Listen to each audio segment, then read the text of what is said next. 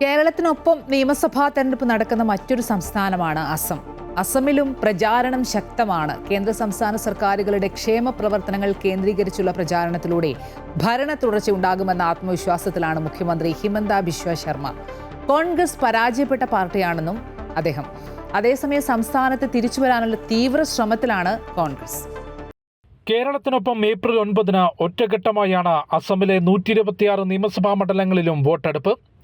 SIR-നും 2023 മണ്ഡല പുനർനിർണയത്തിനും ശേഷം നടക്കുന്ന തെരഞ്ഞെടുപ്പ് ഗുണം ചെയ്യുമെന്നാണ് BJPയുടെ കണക്കുകൂട്ടൽ. ഒപ്പം ഭരണ നേട്ടങ്ങളും കേന്ദ്ര സംസ്ഥാന സർക്കാരുകളുടെ ജനക്ഷേമ പദ്ധതികളും കേന്ദ്രീകരിച്ച് നടത്തുന്ന പ്രചാരണത്തിലൂടെ ഭരണം നിലനിർത്താനാകുമെന്നും BJP നേതൃത്വം നൽകുന്ന നോർത്ത് ഈസ്റ്റ് ഡെമോക്രാറ്റിക് അലയൻസ് കരുതുന്നുണ്ട്. നിലവിൽ 83 MLA-മാരാണ് BJP നേതൃത്വം നൽകുന്ന സഖ്യത്തിനുള്ളത്. 60 സീറ്റുകൾ BJPക്ക് സ്വന്തമായുണ്ട്. ബംഗ്ലാദേശി അനധികൃത കുടിയേറ്റക്കാരെ സംസ്ഥാനത്ത് നിന്ന് പുറത്താക്കുമെന്നാണ് BJPയുടെ മറ്റൊരു പ്രചാരണ വിഷയം. കോൺഗ്രസ് പരാജയപ്പെട്ട പാർട്ടിയാണെന്നും ജനങ്ങൾക്ക് അവരിലുള്ള വിശ്വാസം നഷ്ടപ്പെട്ടതാണെന്നും മുഖ്യമന്ത്രി ഹിമന്ത ബിശ്വ ശർമ്മ പറഞ്ഞു. पूरा एक तरफा इलेक्शन है,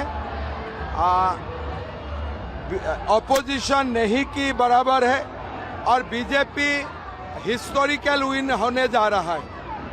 പ്രധാനമന്ത്രി നരേന്ദ്രമോദി, അമിത്ഷാ, JP നദ്ദ, നിതിൻ നബീൻ തുടങ്ങിയ നേതാക്കളുടെ മെഗാ റോഡ് ഷോയും അടുത്ത ദിവസങ്ങളിൽ നടക്കും.